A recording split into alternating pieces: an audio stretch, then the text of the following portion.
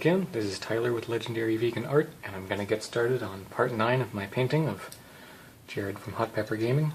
I think I'm far enough through the forest at this time that I can really see the clearing on the other side. I can look at just about any part of this, even the parts that aren't quite right, and really clearly start to see what needs to be done, where I need to go, and it's refreshing to be at that stage after just trudging through a painting for a while.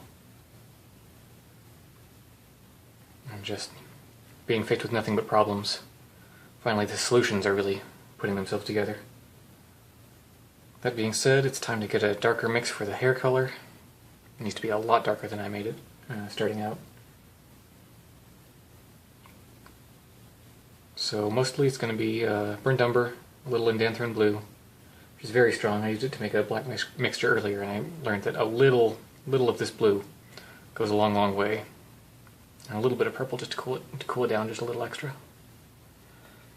There's a very dark hair, dark brown hair, and it appears nearly black most of the time, but there's going to be enough burnt umber in this mix so it comes out a warm blackish color in the darkest areas.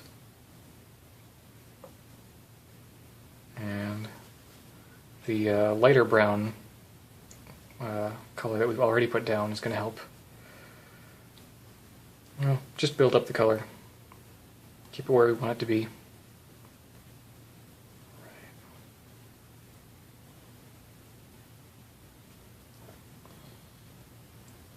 One thing I didn't really anticipate when I switched from, well, not switched, but added watercolors to my repertoire, from also doing things like acrylic and oil painting, was just the really different ways that pigments behave in mixes, sort of separating.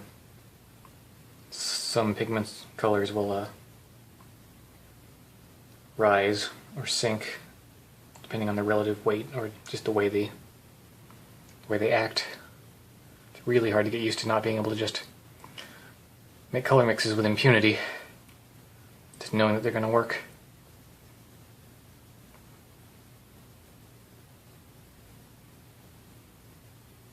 You can see it when I go over this and it's still wet. Luckily it dries a little better, but you can see the areas on the paper where it's gotten a little sort of scratched and crunched by my amazing nib from way earlier when I was laying on masking fluid. It's a problem I hadn't run into too much before, but fortunately it's not too bad. This.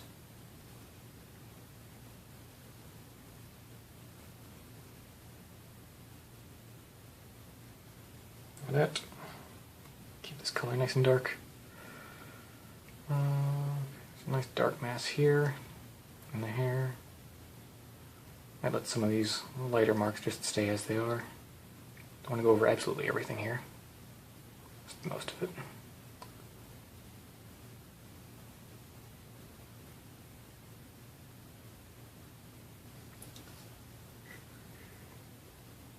Okey-doke. Sideburn down. And let's go with the eyebrows.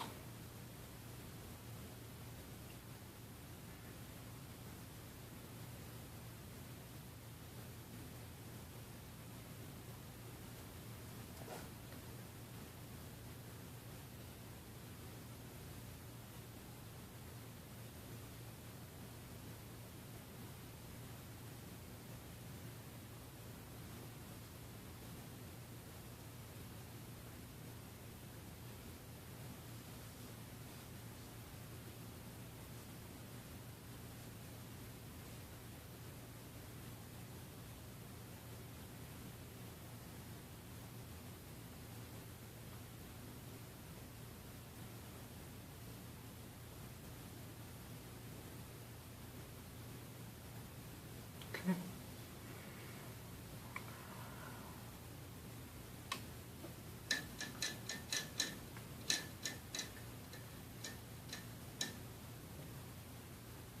Sorry if I'm not talking much. Most of what I'm doing now speaks for itself, especially when I have to fill in these large areas, so sorry if I fall silent a while. What's this here? Oh, just a little bit of crud got on the painting. Okay. Now, last time I put these creases in the eye in, they might have gone down. Well, they're pretty good. I just might want to carefully soften this upper edge a little. Maybe the whole thing. I'd soften the whole thing and just go over it again. And you put something down and soften it and build it back up. You can't feel like you're wasting your old effort. You have to realize you're adding depth to your painting. That's the goal. It's always good to have.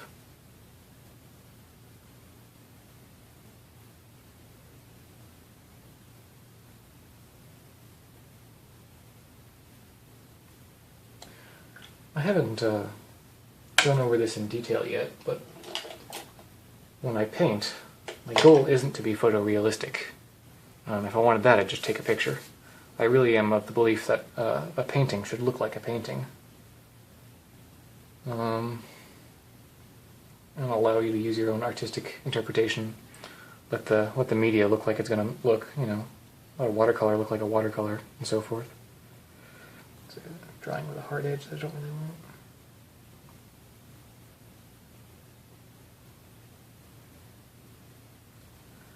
So, normally I've just been using these 3 brushes and a bigger quill for the large areas. And I've got a bigger scrubby brush in case I ever need to use bigger areas, which I haven't used yet. I also haven't used this liner yet, but I probably should for these eyebrow creases. They came out just a tiny touch too thick last time I put them down, so let's see how this looks. My tester paper, because I've not even used this brush yet. Looks pretty good. I'm going to pull in just a little burnt sienna into a little corner of this mixture, because that crease looks fairly red to me. It's in that under the eye area. There's a lot of blood vessels, a lot of redness. I've talked about the redness in his face many times already. Starting maybe here, where it's pretty red. Put this in nice and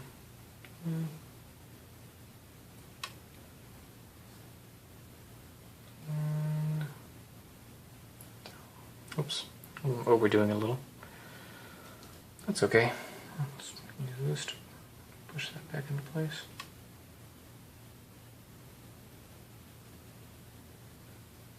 Feather that edge out a little. I'm looking at my reference, and under this eyelid is much darker than I have it now, so I'm going to have to pull in my shadow colors again to bring that back up to the dark value that I need it to be. And you know, while I've got this mixture, I think I should really start putting in the eyelashes. So it's going to help the eyes look a lot more complete. And let's pull this in a little more. There we go. I had earlier. And carefully, just making little lines here. I'm not too worried that you can't individually distinguish the eyelashes. I kind of want them to just be a mass. If you overwork eyelashes, it tends to look a little. It's not always the right thing to do to overwork eyelashes on a male portrait. But at the same time, you don't want to neglect them because they are there, and things are going to look odd if you leave it out. Still a very dark brown color here, so I'm going to bring some of this same eyelash color in just as a shadow color. And I'll fix the rest of it later. I need to still put in a darker reddish brown here for the tear duct. What else? I think I should get this same color, just watered down a little bit. And bring it in a little further. I'm noticing on my reference picture this eyelash cuts through the cuts down a little lower, so I'm gonna put it right about here. Carefully marking that in. Okay, I think I can go a little darker. Yeah. Good. And there's going to be a tear duct color going in here, but I'm just going to mark out the dark area where it's going to go. It's pretty good. Okay, this lower eyelid's pretty light, so I'm not going to worry about that just yet. Let's go for the other eye. Still need to go back in again and do the shadows and the redness in the whites of his eyes again. I did it last time and didn't quite build up as much as needed to be. But it was just a start. That's something I'm fine letting build up over a few layers. Glad I had this brush on hand.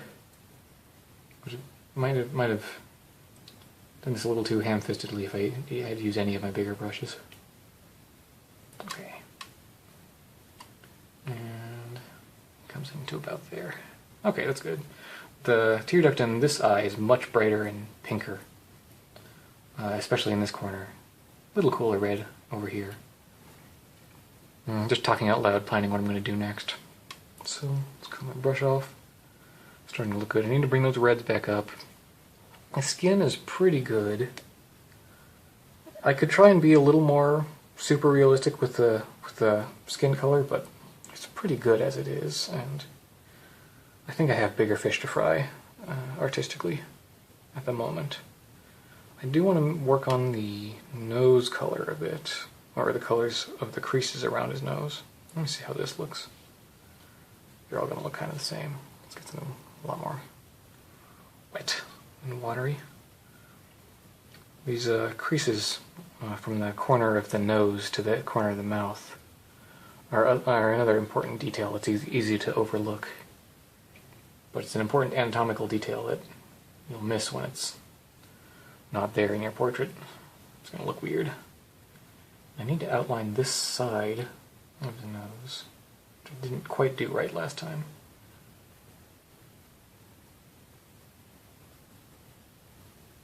Good thing about working with light is you can give yourself a good deal of leeway to mess up. Working with wet, you can just pick it back up if it's not quite right.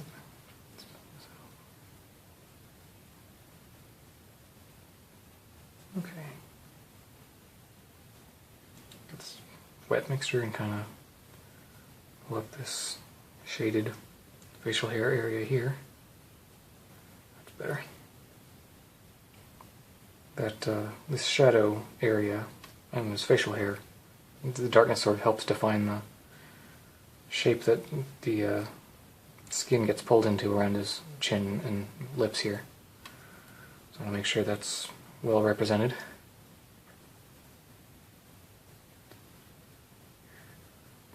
Okay. I'm trying to not to just whistle the Splatoon theme song to myself here while I'm working on things. Played the test fire the other day. Didn't go quite so well for the first hour, but luckily everything came together. I got to play with my friend who has not played before, so I got to have a good time.